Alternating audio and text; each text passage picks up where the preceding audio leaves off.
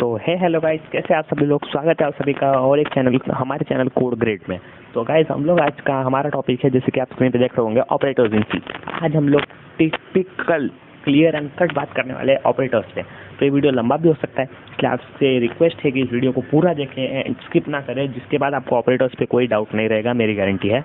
आप ऑपरेटर्स अच्छी तरीके से जान जाएंगे, किसी में कितने टाइप के ऑपरेटर्स होते हैं, उनका फंक्शन क्या है, वो यूज़ क्यों होते हैं, किस पर्पज से होते हैं, सारी चीज़ें आपको आज की इस वीडियो में क्लियर हो जाएगी। ठीक है गाइस, तो बिना किसी देरी के हम स्टार्ट करते हैं। तो आपके स्क्रीन पे जो ये बोर्ड दिख रहा होगा, इस लिखा हुआ है ऑपरेटर्स इन सी। यानी सी में कितने टाइप के ऑपरेटर्स होते हैं, उनके क्या फंक्शन होते हैं, मैं आपको बताऊंगा। जब बस आपको स्क्रीन पे ऑपरेटर्स दिख रहे होंगे कुछ, आप देख लीजिए अच्छे से। Plus plus minus minus, plus plus और माइनस माइनस क्या है। प्लस प्लस है इंक्रीमेंट ऑपरेटर, माइनस माइनस है डिक्रीमेंट ऑपरेटर, दैट्स इट। कुछ ज़्यादा बड़ा रॉकेट साइंस नहीं है गाइस इसमें। ये सिर्फ ऑपरेटर्स है जो आपको यूज़ करते हैं पूरे फंक्शन में या पूरे प्रोग्राम में। कहीं पे भी आप पूरी कोडिंग लिखते हैं तो कोडिंग वाइज आपको ये ऑपरेटर यूज़ करना है। ये कोड है, इस कोड में अलग अलग जगह आप ये ऑपरेटर्स यूज़ करते हैं। अब प्लस प्लस और माइनस माइनस का ये क्या है, पर्पज़ क्या है और इसका फंक्शन क्या है, ये मैं आपको बताता हूँ। समझिए आपने एक वेरिएबल असाइन किया a = 1, उसके बाद उसके जस्ट नीचे आपने लिखा a प्लस प्लस। तो इसका मतलब क्या हुआ कि आप a की वैल्यू 1 से इंक्रीमेंट कर रहे हैं, x बढ़ा रहे हैं, यानी इसकी वैल्यू क्या हो जाएगी 2। 1 को 1 बढ़ाइए तो क्या हो जाएगा 2।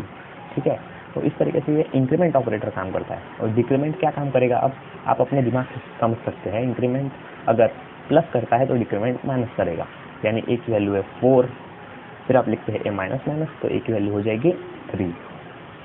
ऐसे काम करते हैं ये दोनों ऑपरेटर्स। और ये किस जगह काम करते हैं, किस पर्पस के लिए काम करते हैं, वो मैं आपको बताता हूँ। ये आपको ज़्यादातर दिखेंगे लूप्स में। आपको ये लूपिंग में हर जगह दिखेगा आपको इंक्रीमेंट डिक्रीमेंट ऑपरेटर। क्यों होता है, क्योंकि लूपिंग में आपका पर्पस ये होता है कि आपको एक चीज़ को बार बार रिपीट करना होता है। एक चीज़ को रिपीट किया, फिर उसको इंक्रीमेंट किया, रिपीट किया, इंक्रीमेंट किया, रिपीट किया, इंक्रीमेंट किया। इस तरीके से आपको साइकिल बाय साइकिल पूरा लूप चलाना पड़ता है। इसलिए आपको ये इंक्रीमेंट डिक्रीमेंट ऑपरेटर वहाँ यूज़ होते हैं, उस पर्पज़ में यूज़ होते हैं। उसके बाद आते हैं गाइस, हमारे नीचे आते हैं हम बाइनरी ऑपरेटर्स में। बाइनरी ऑपरेटर्स और यूनरी ऑपरेटर्स। अब इस नाम का मतलब, यूनरी का मतलब होता है 1, बाइनरी का मतलब 2, टर्नरी का मतलब 1। टर्नरी का मतलब क्या समझेंगे, टर्नरी मतलब कंडीशन के लिए यूज़ करते हैं मेजर कंडीशन ऑपरेटर। वो छोड़िए, बाइनरी यूनरी तो आप जान ही होंगे। यूनरी यानी सिंगल नंबर या सिंगल वेरिएबल पे काम करने वाला, बाइनरी यानी 2 वेरिएबल पे काम करने वाला या 2 नंबर्स पे काम करने वाला। तो उसमें बाइनरी ऑपरेटर्स में हमारे ऑपरेटर्स हैं arithmetic operator, plus minus multiply divide और मॉड्यूलो डिवीजन। इसे मॉड्यूलो डिवीजन का सिंबल बोलते हैं। ये जो आप देख रहे हैं, मैं आपको दिखाता हूँ 1 मिनट। ये जो आप देख रहे हैं, ये मॉड्यूलो डिवीजन का सिंबल है। तो ये इसका पर्पस क्या होता है, अरिथमेटिक ऑपरेशन जितने की है हमारे, प्लस माइनस मल्टीप्लाई डिवाइड, ये मॉड्यूलो डिवीजन, ये सारे अरिथमेटिक ऑपरेशन, मैथ्स के सारे ऑपरेशन कहाँ होते हैं, मैथ्स के हमारे सारे ऑपरेशन होते हैं अरिथमेटिक ऑपरेटर्स से। यानी अगर 2 वैल्यू है, आपको 2 वैल्यू को प्लस करना है तो प्लस वाला ऑपरेटर यूज़ होगा, माइनस करना है माइनस वाला ऑपरेटर यूज़ होगा, मल्टीप्लाई करना है मल्टीप्लाई वाला ऑपरेटर, डिवाइड करना है डिवाइड वाला ऑपरेटर। और ये मॉड्यूलो डिवीजन का एक अलग पर्पस है। ये सब तो आपको पता चल गया होगा। अभी मैं आपको एग्जाम्पल दे के बताऊँ तो a = 1 एंड b = 2, तो a प्लस b आप करेंगे तो क्या हो जाएगा 3। इसी को माइनस करेंगे तो क्या हो जाएगा -1। इसको मल्टीप्लाई करेंगे तो क्या हो जाएगा 2। अब वैल्यू चेंज करके देखिए 4 और 2, इसको डिवाइड करेंगे तो क्या हो जाएगा 2 आंसर आएगा। ठीक है, इस तरीके से ये सारे ऑपरेटर्स काम करते हैं, बाइनरी ऑपरेटर्स। इसके बारे में आपको इतना डिटेल में बताने की जरूरत नहीं, क्योंकि आप जानते होंगे, आप बेसिक मैथ्स करके आए हैं यार, इतने भी ये नहीं है आप दिमाग से बेकल। तो उसके बाद आप देख सकते हैं मॉड्यूलो डिवीजन क्या है। मॉड्यूलो डिवीजन जो है गाइस, ये कुछ इस तरीके से काम करता है। 10 मॉड्यूलो डिवीजन 5, तो 5 को अगर आपने 10 से डिवाइड किया तो क्वेश्चन में आएगा 2। क्वेश्चन यानी आप जानते होंगे, यहाँ लिखा जाता है क्वेश्चन, यहाँ लिखा जाता है इससे नीचे रिमाइंडर। अगर आपने डिवाइड किया है तो आप जानते ही होंगे। और रिमाइंडर में जो लिखा जाता है उसकी वैल्यू नहीं होती, क्वेश्चन पे जो लिखा जाता है उसकी वैल्यू होता है। पर मॉड्यूलो डिवीजन में उल्टा है, रिमाइंडर में जो लिखा जाता है उसकी वैल्यू होती है। तो यहाँ इसका आंसर आएगा 0। 10 का मॉड्यूलो डिवीजन 5 होगा 0। ठीक है, तो मॉड्यूलो डिवीजन का पर्पस यही है कि जो रिमाइंडर में है उसे लिखा जाए, ठीक है, और ना कि जो क्वेश्चन में है उसे लिखा जाए। इतना ही काम है मॉड्यूलो डिवीजन का। बस उसके नीचे आप रिलेशनल ऑपरेटर्स देख रहे होंगे, स्मॉलर देन और स्मॉलर देन इक्वल टू। इन दोनों को मैं एक ही बार में समझा देता हूँ, आपको बार बार आने की जरूरत ना पड़े। स्मॉलर देन यानी 2 नंबर का कंपेरिजन कर रहे हैं आप। ठीक है, ये नंबर है आपका 1 0, ये है 9, तो 10 क्या 9 से छोटा है नहीं, तो ये कंडीशन फॉल्स है। अब इसकी जगह यहाँ 9 है और यहाँ 19 है, तो 9 क्या 19 से छोटा है, हाँ ये कंडीशन ट्रू है। ठीक है, इस तरीके से ये रिलेशनल ऑपरेटर्स अलग अलग जगह यूज़ होते हैं। इफ एल्स में यूज़ होते हैं, नेस्टेड इफ एल्स में यूज़ होते हैं, फॉर लूप में भी यूज़ होते हैं ये रिलेशनल ऑपरेटर्स बहुत बार। फॉर लूप पे पर ज़्यादा करके ये वाले ऑपरेटर्स यूज़ होते हैं जिसपे ये ग्रेट स्मॉलर दैन और इक्वल टू लिखा हुआ है। स्मॉलर दैन इक्वल टू यानी अगर आपने एक लूप चलाया, ठीक है, मैं आपको दिखाई देता हूँ। आपने एक लूप चलाया फॉर लूप, उसके आई की वैल्यू को इनिशियलाइज किया 0 में, आई स्मॉलर देन इक्वल टू 10, यानी वो 10 बार चलेगा जब तक वो नंबर 10 से छोटा या 10 के बराबर ना हो। 10 से छोटा या 10 के बराबर ना हो नंबर, तब तक की वैल्यू ट्रू होगी। लूप के बाहर कंट्रोल आएगा, प्रिंट होगा, प्रिंट होगा, प्रिंट होगा, प्रिंट होगा। इस तरीके से ये स्मॉलर देन इक्वल टू का वेरिएबल जो है यूज होता है। यानी अगर स्मॉलर देन और इक्वल टू जब तक वो कंडीशन ट्रू नहीं होती तब तक ये वैल्यू चलती रहेगी, चलती रहेगी, चलती रहेगी। लूप्स में बहुत यूज होता है ये, for loops, while loop, do while loop, 3 तरीके के लूप होते हैं हमारे पास, उसके बारे में भी हम आपको बताऊंगा। उसके बाद आते हैं guys greater than equal to और ग्रेटर देन। ये आप स्मॉलर देन का वाइस वर्सा समझ लीजिए, वाइस वर्सा यानी उल्टा। 10 9, 10 is greater than 9, true condition, ठीक है।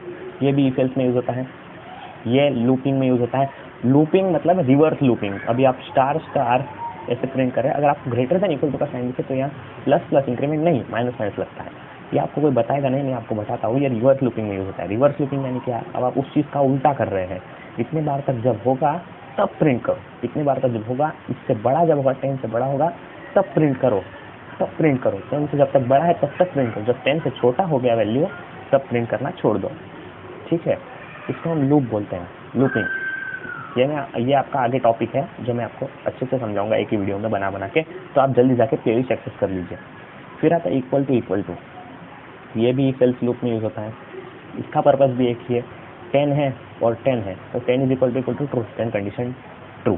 10 is equal to 9, no, condition false. इस तरीके से ये भी आपको लूप में दिखेगा, इफ एल्स में दिखेगा, बहुत जगह दिखेगा आपको ये इक्वल टू, जिसका एक ही पर्पस है, अगर दोनों वैल्यू राइट है तो प्रिंट कराओ, दोनों वैल्यू गलत है तो फॉल्स है, प्रिंट मत कराओ। बस सिंपल पर्पस है इसका इतना कुछ लॉजिक नहीं है।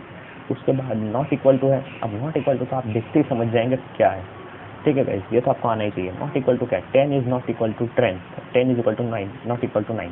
अगर आपने एक वैल्यू डाली, एक फॉर लूप लगाया, उसमें आपको ऐसा फॉर लूप लगाना है कि जब तक ये वैल्यू 10 से छोटी नहीं हो जाती या 10 के बराबर नहीं हो जाती, जब तक वैल्यू 10 नहीं हो जाती तब तक ही वो लूप चले, तो आप नॉट इक्वल टू सकते हैं। जब तक वैल्यू नॉट इक्वल टू 10 है तब तक लूप चलाओ, 10 बार लूप चलाओ, 10 की इक्वल हो गई मत चलाओ, ठीक है।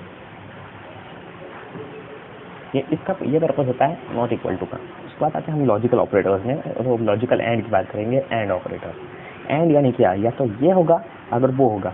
दो वैल्यू है, अगर एक वैल्यू ट्रू है और दूसरी वैल्यू भी ट्रू है, 10 है और 10 है, यह दोनों वैल्यू ट्रू है, बराबर 10 इक्वल टू 10 है। या एक वैल्यू है, एक वैल्यू असाइन किए, उसके बराबर ये वैल्यू ट्रू है और ये भी वैल्यू ट्रू है, तो क्या प्रिंट होगा, ट्रू। अगर दो वैल्यू ट्रू है तो रिटर्न दिया होगा ट्रू। अगर इसमें से एक भी वैल्यू फॉल्स है तो क्या रिटर्न होगा, फॉल्स। इस लॉजिक पे काम करता है लॉजिकल एंड ऑपरेटर। ये वैल्यू चेक करो, ये वैल्यू चेक करो, अगर दोनों ट्रू है तो ट्रू प्रिंट करो, एक भी फॉल्स है तो फॉल्स प्रिंट करो, ठीक है। ये हुआ एंड ऑपरेटर का पर्पस। एंड ये आपने बाइनरी या लॉजिकल, अगर आपने कुछ सीखा होगा बाइनरी, जैसा आप बाइनरी गेट सीखे होंगे तो आपको आता होगा अच्छे से एंड का पर्पस क्या है। अब इसके बाद आता है ये दो लाइन ऐसी, और क्या है, अगर कोई भी ऑपरेंड नॉन जीरो है तो वो ट्रू है, और अगर कोई भी ऑपरेंड जीरो नहीं है तो समझिए एक वैल्यू यहाँ ट्रू है और एक वैल्यू यहाँ फॉल्स है। अगर एक भी वैल्यू ट्रू है तो यहाँ ट्रू ही प्रिंट होगा, ठीक है। जैसे कि आपने एंड में देखा था, अगर दो ट्रू है तो ही ट्रू प्रिंट होगा, यहाँ एक भी ट्रू है तो ट्रू प्रिंट होगा, ठीक है। ये फर्क है एंड और का। एंड और का सिर्फ इतना ही फर्क है कि यहाँ दोनों वैल्यू ट्रू होनी जरूरी है, यहाँ एक ही वैल्यू ट्रू हो तो भी आप ट्रू प्रिंट करवा सकते हैं, तो भी ट्रू ही रिटर्न होगा, ट्रू के अलावा कुछ रिटर्न नहीं होगा। ये होता है एंड का पर्पस। ये भी कहाँ यूज होता है, फॉर लूप, इफ एल्स, हर जगह यूज होता है ये एंड भी आपको बहुत जगह दिखेगा। हम बहुत सारे प्रोग्राम करने वाले हैं, ठीक है, कोड जितना लंबा हो सके उतना लंबा होगा, ठीक है। उसके बाद आता है नॉट। अब नॉट का क्या पर्पज है, नॉट यानी exclamation mark, not equal to यानी ये, ठीक है, दोनों अलग है, एक मत समझिएगा।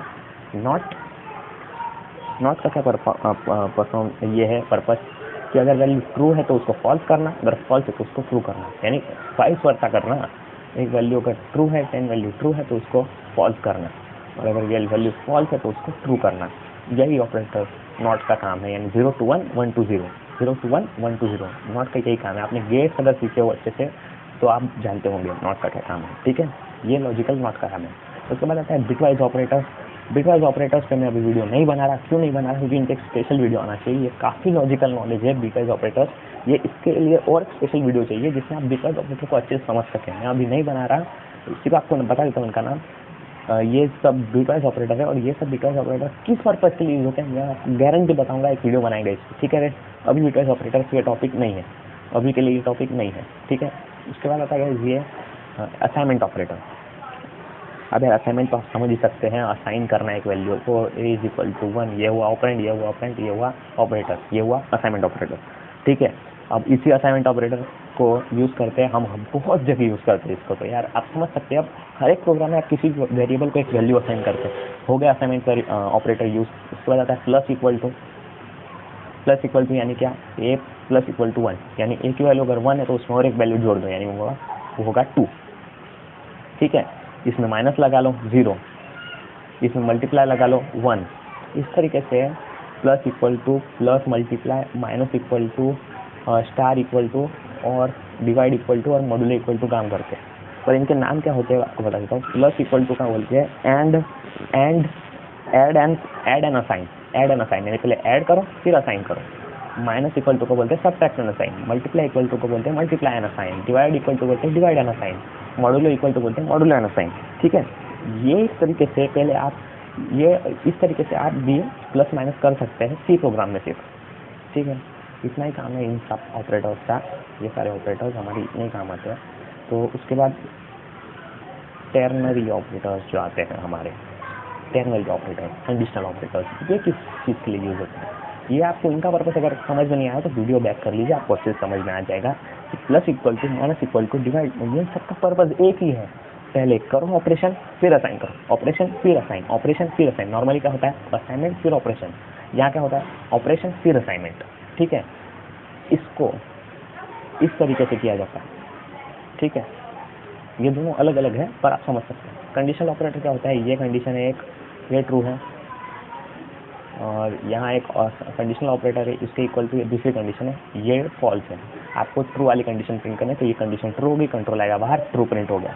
ये बस कंडीशन चेक करके उनके प्रिंट करने का काम करता है कंडीशनल ऑपरेटर। दो कंडीशन चेक करो, उनमें से जो ट्रू कंडीशन है उसको रिटर्न करो, जो फॉल्स कंडीशन है उसको बाहर फेंको, ठीक है। दो कंडीशंस में से सिर्फ एक ट्रू कंडीशन ही बाहर निकलेगी, फॉल्स कंडीशन रिटर्न नहीं होगी, फॉल्स उधर के उधर खत्म। अब ये कहाँ यूज होते हैं, बहुत जगह यूज होते हैं, इनका भी मतलब आपको अच्छे से समझाएंगे हम, ठीक है। तो इतना ही काम है कि ट्रू वैल्यू रिटर्न फॉल्स बाहर, ट्रू रिटर्न फॉल्स बाहर, कंडीशनल ऑपरेटर यूज होता है। तो भाई आज का हमारा वीडियो यहीं ख़त्म होता है। वीडियो अगर लंबा हो गया हो तो मुझे माफ़ कर दीजिएगा, पर इतना लंबा वीडियो बनाना जरूरी है।